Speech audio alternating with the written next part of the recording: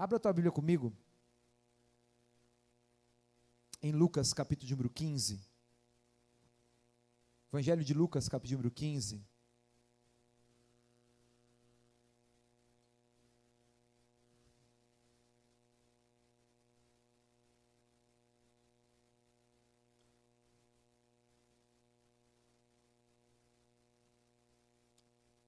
e essa mensagem que eu quero compartilhar com você, ela já é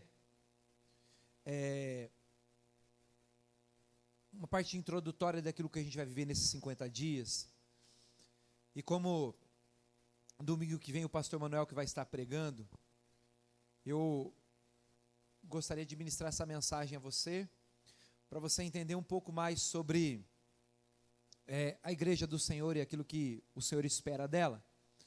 Jesus sempre deixou isso muito claro, sempre de forma evidente, e vez em outra a gente precisa ressaltar alguns princípios, para que a gente possa não nos perder no meio do caminho, porque é fácil se perder, é muito fácil se perder, a gente se perde em convicções erradas, em conversas, em sentimentos, e a Bíblia está aqui para registrar a forma que o Senhor espera de nós. Então, acompanhe comigo aqui, eu quero ler somente o início desse texto, mas eu quero que você deixe sua Bíblia em Lucas capítulo 15, que a gente vai andar nele futuramente nessa manhã. Lucas 15, 1, aproximando-se Jesus, todos os publicanos, para ouvir, e murmuravam os fariseus e os escribas, dizendo: este recebe pecadores e come com eles. Somente até aí, deixe tua Bíblia aberta, mas feche seus olhos. Senhor, fale ao nosso coração, Pai, nessa manhã, nós queremos ouvir a Tua voz, Pai, queremos que o Senhor ministre, Pai, sobre as nossas vidas. Obrigado, Pai, porque a Tua palavra é viva e eficaz, e o Teu Espírito Santo, Ele esclarece ao nosso coração tudo aquilo que precisamos. Obrigado, Deus, por esta manhã, em nome de Jesus, amém.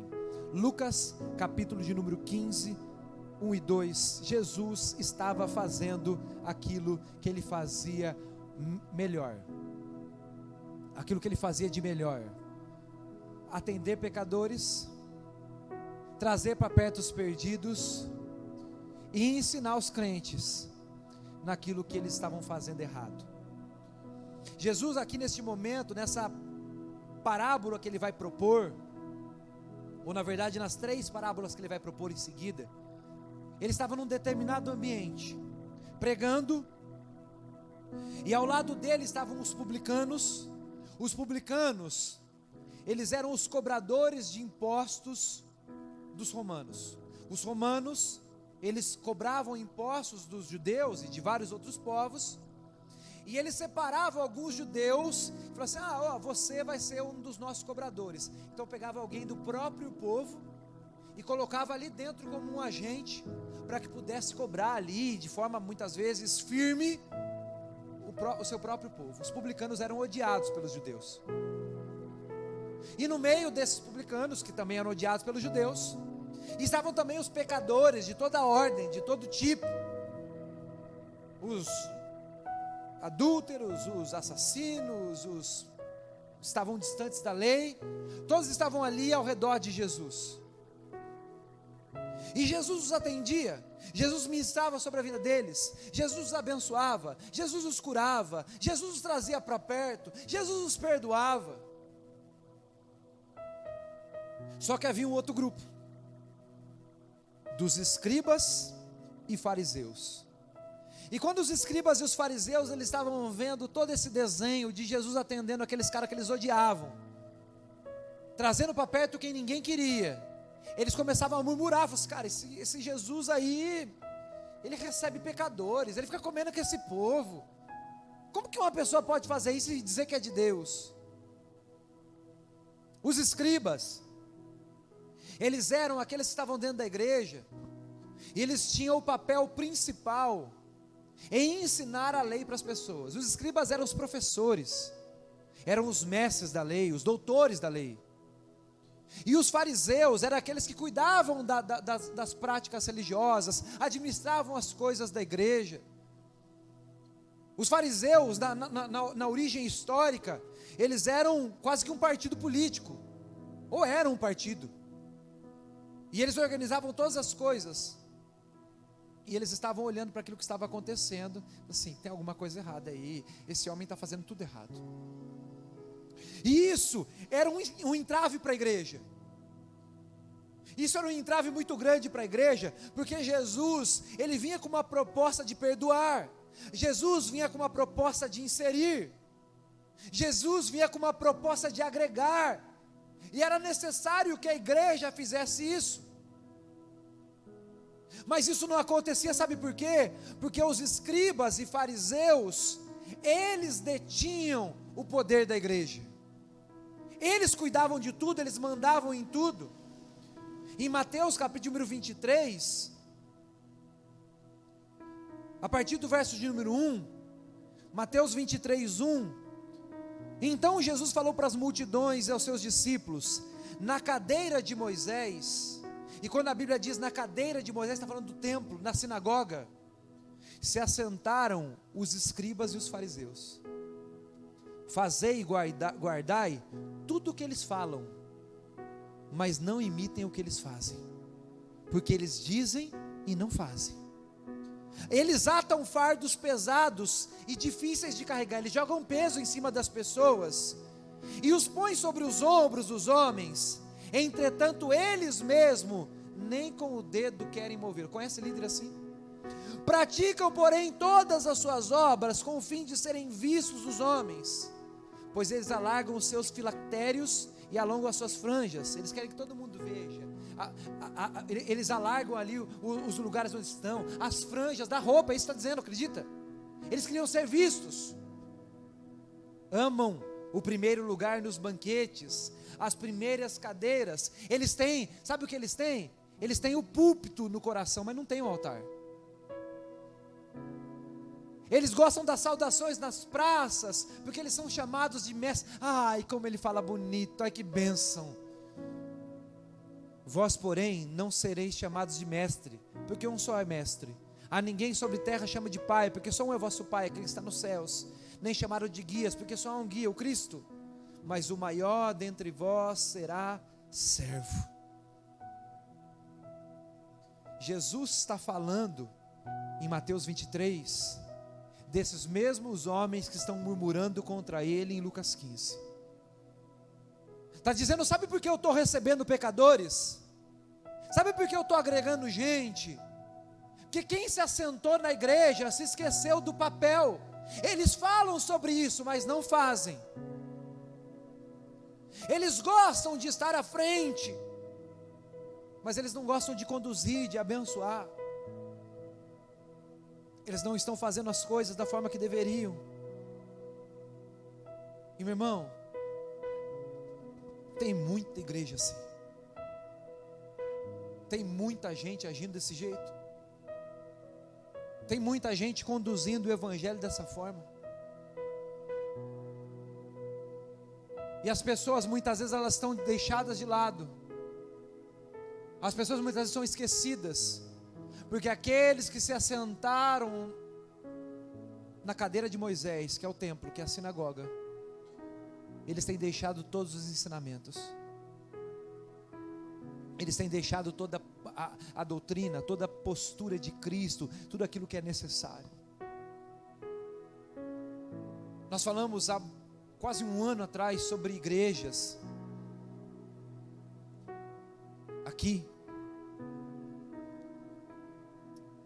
e quando Jesus ele fala para Pedro, ele diz, olha Pedro, eu vou edificar uma igreja, e as portas do inferno não vão prevalecer contra essa igreja. E eu concordo que a igreja do Senhor, ela continua, mas nem toda porta que se diz igreja é igreja de verdade. Tem porta levantada que é a própria porta para o inferno, que está enganando gente. Ontem no bazar aqui eu só não saí endemoniado porque eu sou cheio do Espírito Santo, sabe? Mas eu saí possesso de raiva, de chegar pessoas aqui e conversar de igreja, e as pessoas sendo enganadas por gente que não tem amor por almas, que não se importa com aquilo que Cristo se importa, e a pessoa enganada, porque ela acha que é isso, ela acha que evangelho é isso, Que evangelho é o que os fariseus faziam, falavam bonito, oravam bonito, falavam de feitos bonitos, mas não faziam o simples, que era trazer para perto. E às vezes as pessoas elas acham que a igreja é isso, porque venderam essa ideia, porque pintaram esse quadro.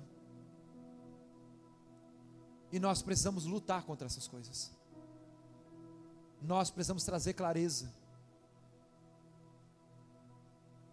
Nós que somos conhecedores da palavra, ao ouvir alguns relatos daquilo que eu ouvi, eu por ética não vou falar, mas é uma igreja em Salto,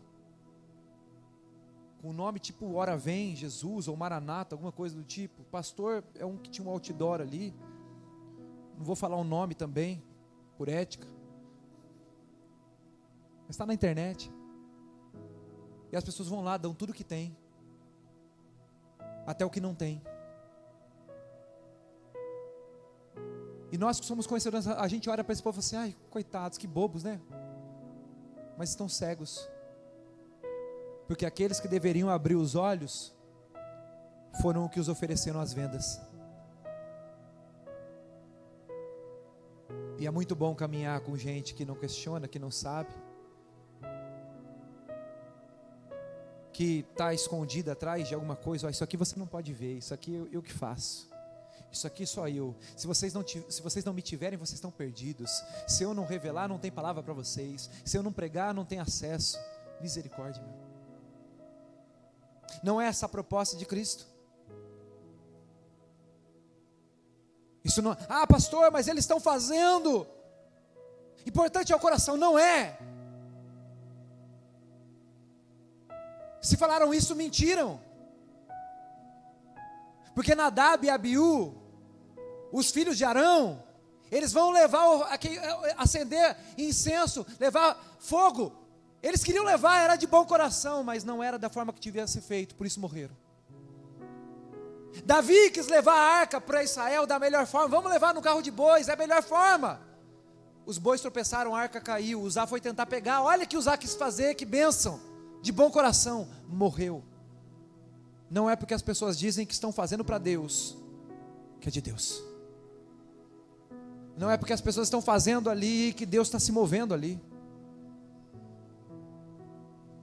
E quando Jesus ele confronta esses homens, ele queria dizer o que a igreja tinha que ser. Ele olha para aqueles fariseus e aqueles escribas murmurando e fala assim: nossa, ele senta com pecador e com publicanos. E Jesus quase que responde: eu vou sentar com quem?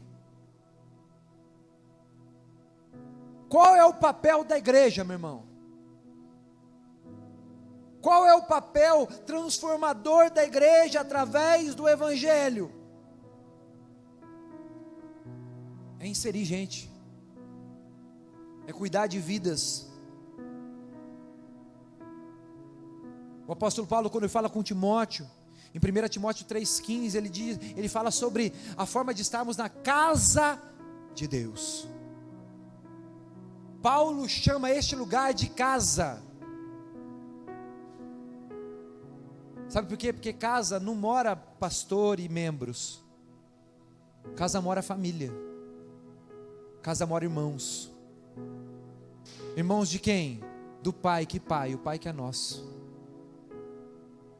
Essa é a compreensão que nós temos que ter do que é a igreja. Nós precisamos compreender que o Senhor está aqui e Ele quer que nós vivamos em família e que façamos aquilo que Ele mesmo fez por nós. O que? Nos adotou. Quando o que? Estávamos órfãos, perdidos. Este é o alvo da igreja. Nós estamos aqui como uma família. O que nós temos, meu irmão, guarda isso pelo amor de Deus. Nós não temos um templo, a gente não tem uma denominação, a gente não tem uma placa lá fora, a gente tem um propósito que é muito maior do que isso aqui, que é muito maior do que a gente, que é muito maior do que o nosso ego, muito maior do que os nossos pensamentos. A igreja não é uma multidão, a igreja não é 10, 20, 30 pessoas, a igreja é o povo de Deus espalhado por essa terra. E Jesus, Ele quer ensinar esses homens o que a igreja deve fazer. Resgatar vidas, transformar vidas, melhorar vidas, impulsionar vidas. Porque senão, meu irmão, deixa eu dizer algo para você. Se você ficar aqui 6 meses e não melhorar, sai daqui que é laço. Se você ficar aqui e não crescer, se ficar aqui e não se tornar um cristão melhor, uma pessoa melhor, qual é a razão de estarmos aqui, meu irmão? Qual é a razão de estarmos aqui hoje? Seria mais fácil a gente pegar o nosso raminho de oliveira aí hoje na missa, é mais rápido do que aqui, e tem ar-condicionado.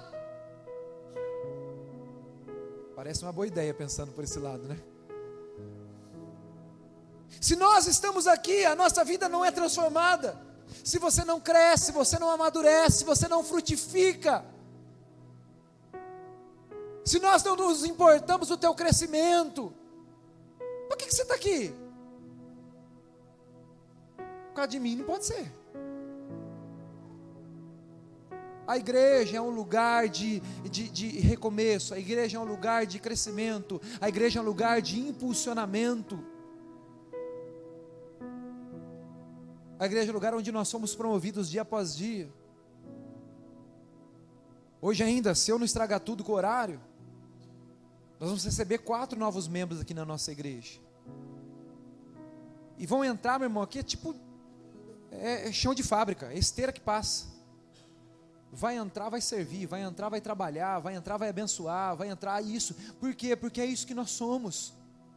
Nós não somos meros frequentadores de igreja.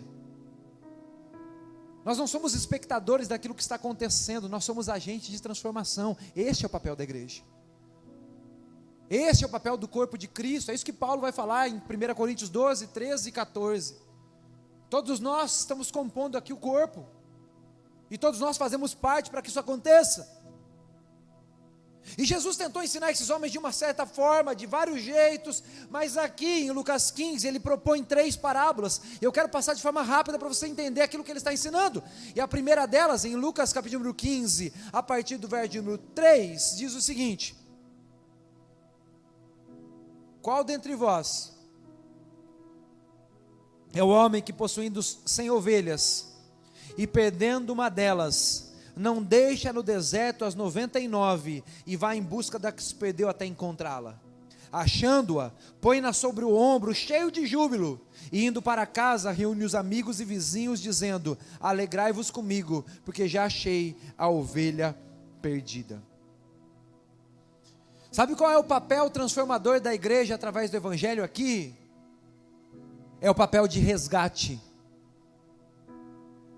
Nós temos uma responsabilidade de entender que cada vida é importante. Cada um é importante. Sabe por quê? Porque para cada um, para cada filho, para cada ovelha, foi sacrificado o mesmo Cristo. Não tem nada que nos diferencie. Porque se tudo que temos é graça, e a graça provém do mesmo Salvador, a mesma porção que eu tenho, você tem. O que te coloca ou me coloca em posição diferente? Nada. É por isso que esse pastor, eu gosto muito dessa parte, porque eu compreendo de uma forma muito clara. Ele vai contra a matemática, porque ele perdeu uma, e ele deixa 99 para ir atrás de uma. Ele arrisca as outras para ir atrás de uma. Sabe por quê? Porque 99 não é 100, meu irmão. Cada pessoa é importante. Pessoas são importantes. Pessoas são importantes. Se a gente não entender isso, a gente não entende o que é igreja. Se a gente não entender que quando alguém falta, algo nos faltou. Quando alguém se perde, nós também perdemos. Nós não compreendemos o que de fato é a igreja verdadeira. Mas deixa eu dizer algo para você de forma muito clara.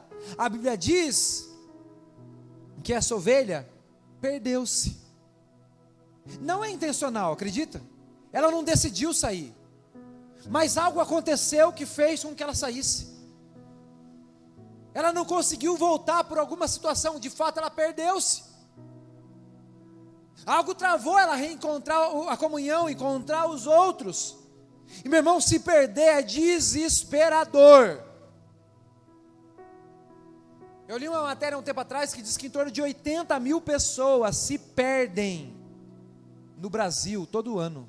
80 mil pessoas que não conseguem voltar para casa, para suas famílias. Tem um trabalho lá em São Paulo, que é a Mães da Sé, que elas se reúnem numa praça, na beira de uma escada, com foto dos filhos, que não vêm há 5, 10, 15, 20, 30, 40 anos. Porque um dia estavam em casa, e outro dia perderam-se. E quem tem que ir atrás? Quem sabe o caminho de volta. Quem tem que ir atrás? Quem pode dizer, ó, caminha por aqui, ó. Quem está perdido não sabe. Eu me lembro, contei para minha esposa essa história ontem. Eu já fui emo, sabe? Eu falo isso, eu preciso falar, eu preciso me libertar disso, Roma. Eu preciso verbalizar isso para tentar virar essa página na minha vida. Mas era esquisito. Tinha um monte de piercing, alargador, cabelo comprido, vestia umas roupas engraçadas, uns tênis quadriculados, tipo a correia do violão do irmão ali, mas não quero acusar. E um dia eu fui para São Paulo, meninão do interior, fui para São Paulo numa festa com um amigo. E daí cheguei lá na festa, andando pelas ruas de São Paulo de madrugada, morrendo de medo. Vou para cá, vou para lá, tal. E olhava para um lado, olhava para o outro, andava rápido. A hora que eu entrei na estação de metrô, foi a minha paz, porque eu falei assim, aqui parece que é mais seguro. E daí a gente pegou um metrô assim, à noite, não sei se era de madrugada, não consigo lembrar. Mas eu entrei no metrô, estava uma amiga de São Paulo com a gente, o meu amigo sentado, e eu aqui segurando no metrô assim, no negócio lá. Ninguém no metrô, e eu morrendo de medo. Alguém vai me roubar, alguém vai me esfaquear, alguém vai me jogar nesses trilhos, vai acontecer alguma coisa. E daí parou entrou um homem, vestido de soldado, com careca. E daí tinha um desenho aqui, mas eu não conseguia ver porque ele estava de costas assim, ó, para mim. E daí ele entrou, a hora que eu vi ele entrando pelo reflexo, eu falei assim, ufa, ainda bem que tem segurança aqui. E daí ele parou bem atrás de mim assim, ó. E daí os meus amigos começaram a falar assim, ó o skinhead aí, ó, não olha que ele arrebenta a gente. E daí eu falei assim, quem? O soldado? E daí ele falou assim, eu falei assim, eles saem de madrugada para bater em todo mundo. Meu irmão, na primeira estação que parou, eu saí correndo igual um desesperado, porque eu estava perdido em terra estranha. E a gente fica acuado. E se a gente não tem alguém para nos ajudar, meu irmão, se a gente não tem alguém para nos mostrar o caminho e dizer, ó, é por aqui, às vezes a gente se perde mais e mais e mais e mais. Quem deve resgatar é a igreja. Quem está perdido, sabe o que quer? Só quer um lugar de segurança. E é interessante que quando o pastor encontra essa ovelha, ele se alegra. Ele coloca nos ombros. Mas só tem festa a hora que ele chega na casa. É no meio da comunhão que nós celebramos o resgate. É no meio da comunhão que a gente celebra aquele que estava perdido e chegou aqui.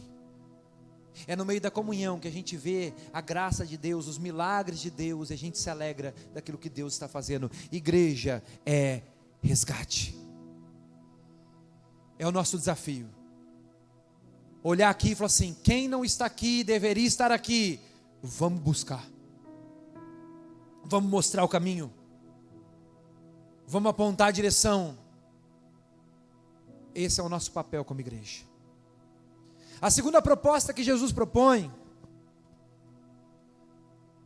a partir do verso de número 8, Lucas 15, 8.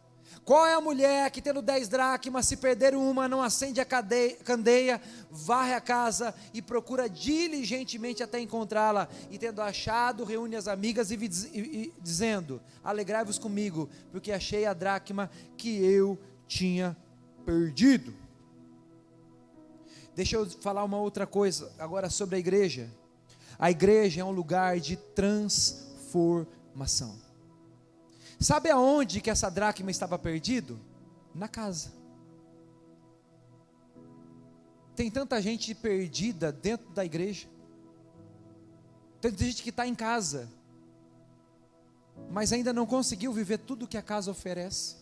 Está em algum lugar da casa, mas a casa não está nela. E essa dracma, ela se perdeu dentro da casa, estava ali dentro, caiu, foi para algum lugar.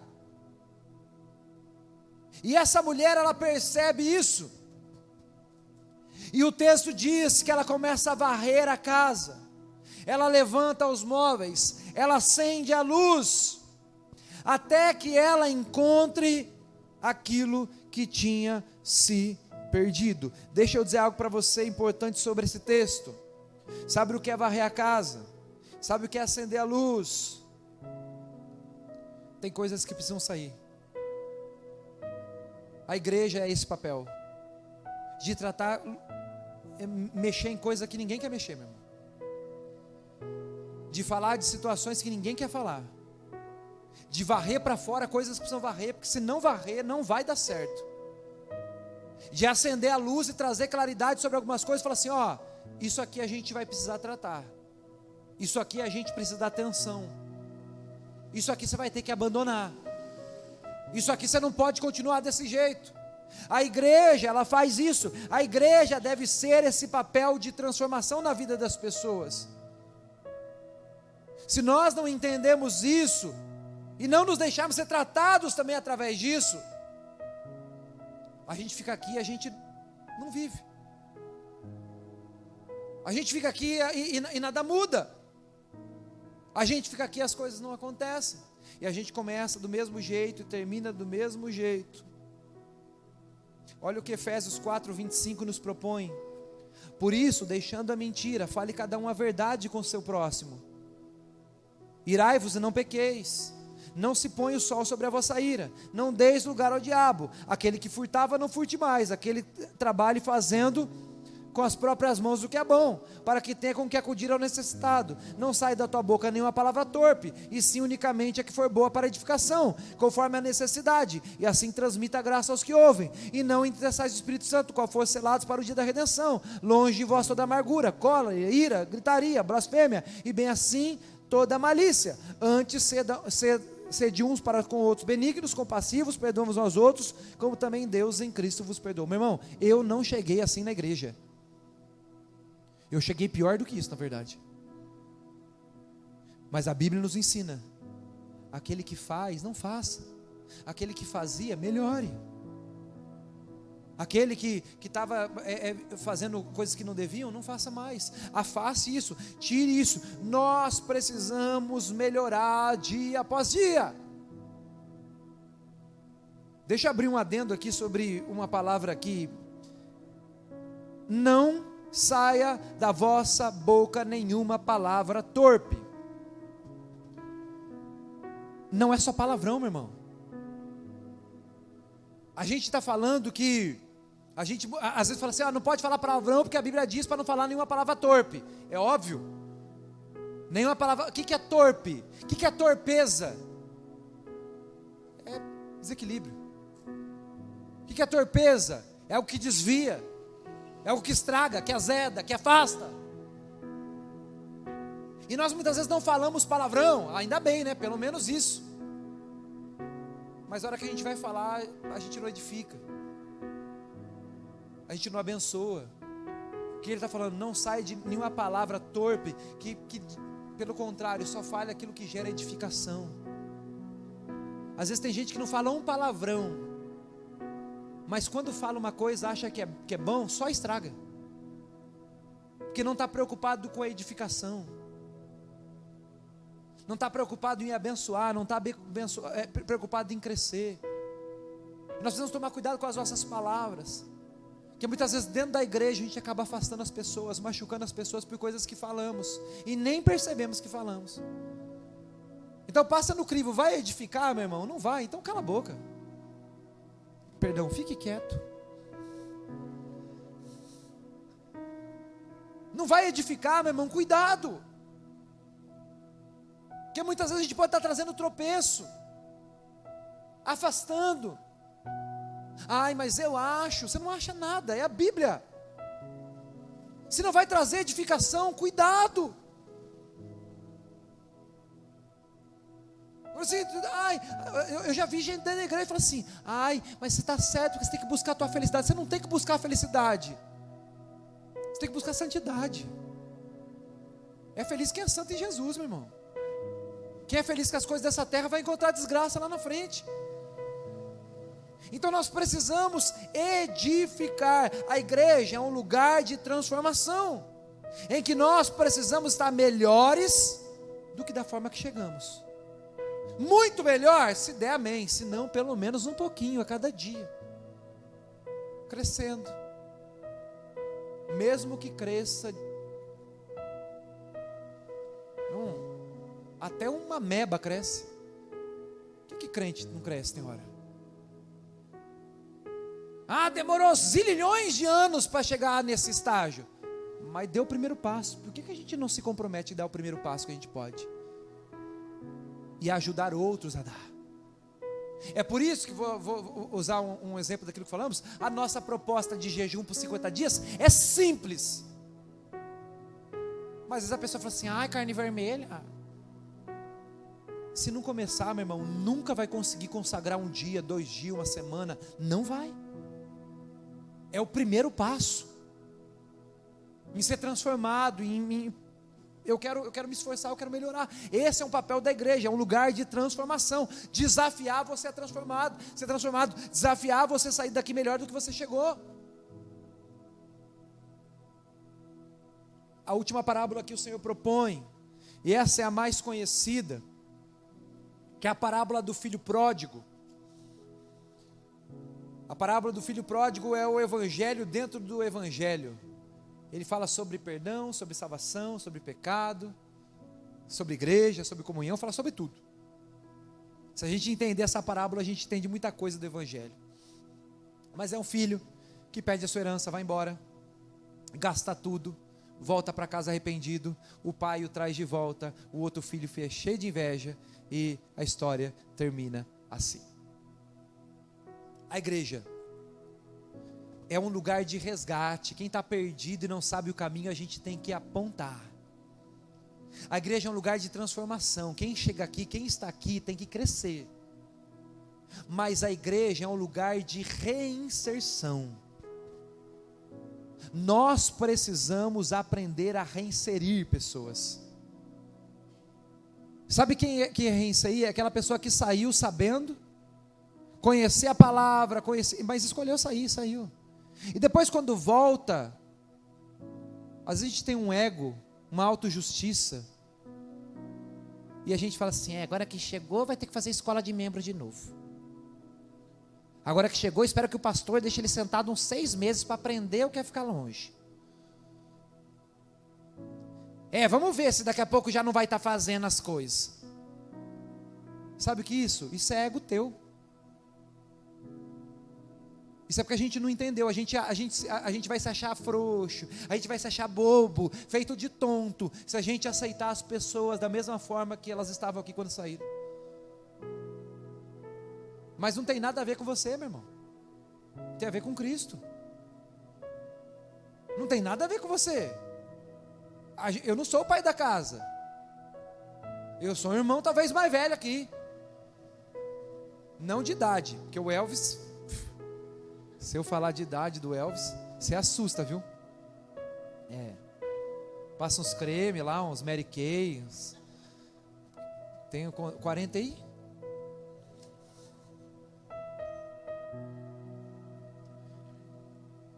Nós temos aqui irmãos mais velhos, pessoas que estão na igreja há mais tempo, com mais maturidade, com mais seriedade.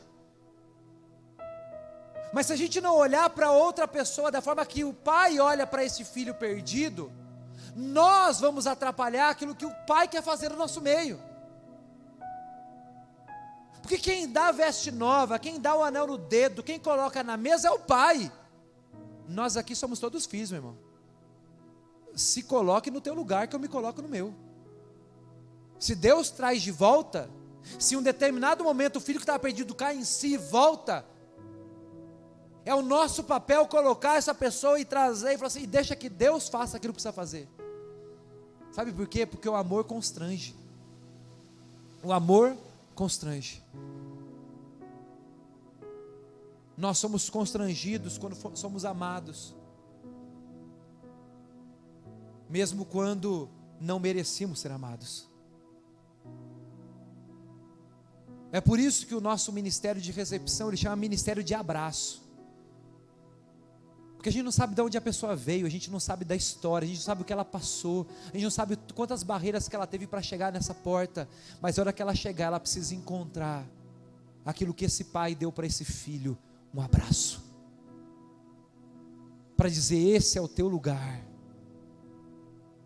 tem alimento para você, tem mesa para você, tem comunhão para você, tem festa para você.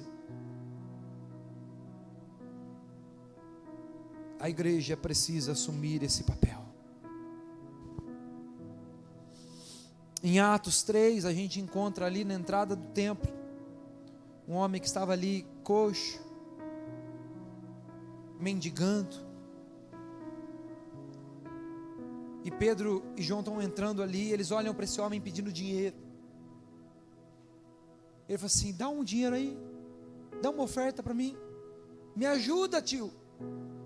Ele falou assim, nós não temos ouro e nem prata, mas o que nós temos nós te damos. Aquele homem, ele achava que ele que precisava de dinheiro, mas ele precisava de Jesus. E a hora que esse homem ele é curado, através da palavra de Pedro, esse homem não vai para a festa, esse homem não vai para o churrasco, esse homem entra no templo. Ele começa a adorar o Senhor, sabe por quê? Porque ele encontrou acolhimento. Ele encontrou ali uma palavra, ele encontrou recomeço. Igreja é lugar de recomeço. Igreja é lugar da gente olhar para aquilo que a gente viveu, falar assim, eu preciso avançar agora. Aquele homem estava na porta do templo aleijado, e quantos de nós muitas vezes estamos aleijados da alma, paralíticos da fé, estacionados no ministério. E como um salto, esse homem se levanta, ele vai para a igreja e tudo muda. E ele não precisa contar a história. Ele entra lá e diz, não era o paralítico? Era, mãe. Agora é um filho de Deus. Mas ele não era mendigo? Era. Mas ele está agora na casa do Pai. A casa do Senhor é um lugar de recomeço. Quantos forem preciso. Quantos forem necessário, esse é o ambiente que nós podemos recomeçar, meu irmão. É nesse lugar que o Senhor sopra recomeço, que o Senhor sopra novo tempo, que o Senhor sopra uma nova estação para a nossa vida, para a nossa família, para a nossa história.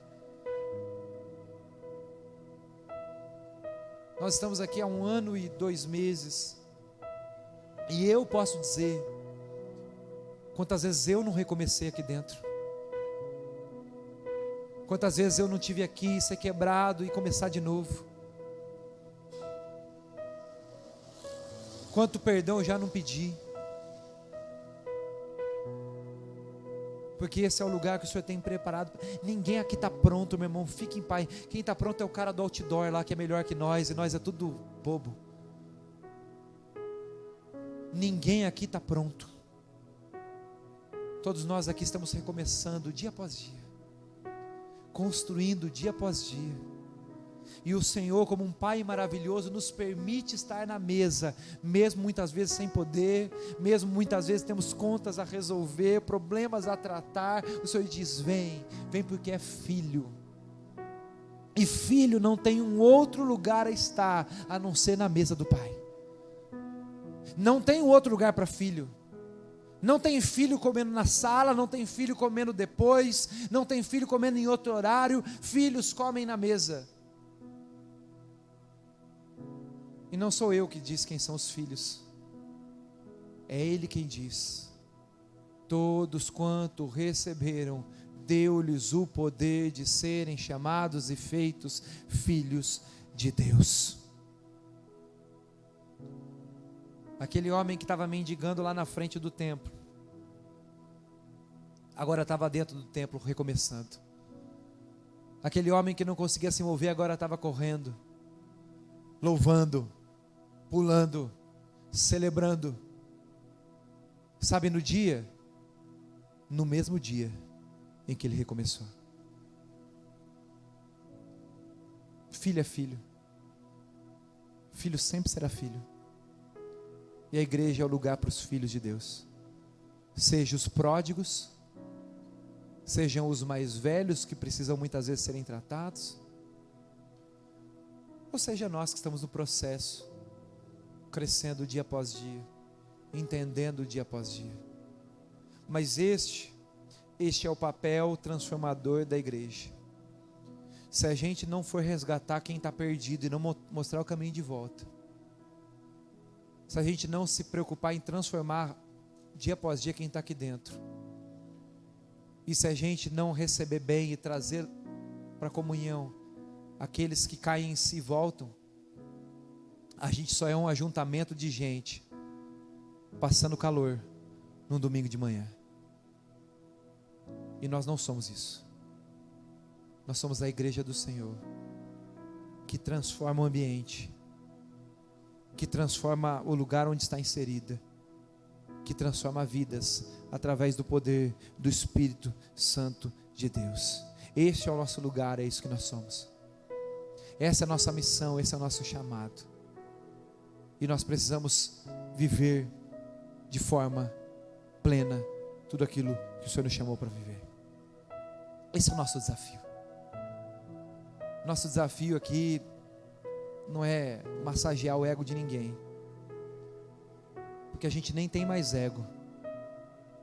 Nós já morremos para nós mesmos. O nosso desafio é adorar ao Senhor através daquilo que somos, daquilo que fazemos e daquilo que permitimos que Deus faça através da nossa vida. Que nós possamos ser essa igreja dia após dia. Você é ex alguma coisa. Eu sou ex-emo, já confessei. Eu deixo para confessar o resto nos outros cultos, né, Roma? Para não assustar os irmãos. Mas você é ex alguma coisa. Em algum lugar você estava. Alguma coisa você teve que deixar para chegar aqui. Alguma coisa Deus já tratou. Então que nós possamos olhar para todo mundo como um potencial você. Porque se Deus amou tanto você, por que Ele não pode amar alguém como você? E por que você não pode amar alguém como você? E por que você não pode amar alguém pior que você, pior que eu, talvez eu não encontre, mas quem sabe alguém parecido comigo, sendo que eu recebi tanto amor. Isso foi suficiente para viver essa jornada.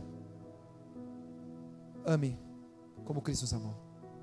Todas essas 3 parábolas, elas terminam no mesmo lugar. O pastor traz todo mundo para fazer uma festa e se alegrar. A mulher chama todas as amigas e faz uma festa para celebrar. E o pai faz um banquete para celebrar. Todo o resultado da igreja termina em comunhão. Sabe, quando a gente vai entender, quando nós estamos cumprindo nosso papel, quanto mais e mais pessoas estiverem conosco aqui, para a gente se alegrar com eles, para eles se alegrarem com a gente, e para o Pai se alegrar com cada um de nós, porque entendemos aquilo que precisamos fazer. Amém? Eu quero orar com você, fique assentado. Daqui a pouco a gente ora para encerrar, mas eu quero orar com você. Curva a tua cabeça onde você está.